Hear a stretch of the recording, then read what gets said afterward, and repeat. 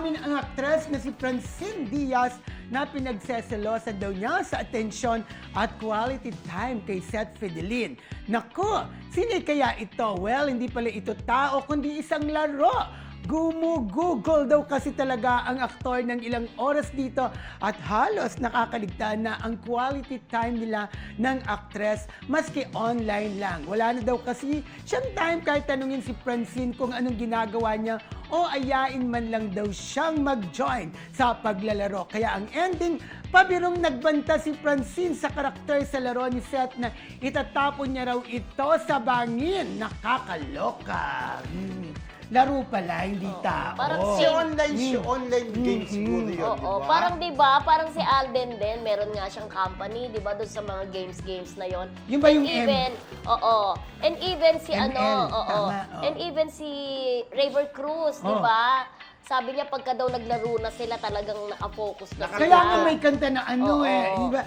Sinong pipiliin mo, Dota o ako? Ah, Di ba may iba. ganon? Sinong pipiliin mo? Hindi yan. Hindi Dota yan. ba o ako? Hindi, yung dating uso talaga yung Dota. Oo, diba? Pero ngayon, alam mo, may sa mga nag-MN, mga kaibigan ko, kapag ka naglaro sila, wag daw istorbuhin, parang naan yung focus nila dun eh, di ba? Oo, nakakaagaw talaga ng time yon. Kaya pala pag inuutusan ko si JM, diba? Nakaano? Teka lang, Mamaya na. tag-dread. Oo, naglalaro ako. Ten-dread, di ba? Hindi pala pwedeng iwanan Pero yun. ano nga, nakakatawa lang kay Francine, at least naghanap siya ng attention, di ba? Kay Seth, di ba? Na parang, oy, teka muna, sino bang mas pipiliin mo? Ang paglalaro mo, akong gusto mong lalaro. Sinong pipiliin mo, Diba? Dota o ako? Yung dati. Hindi.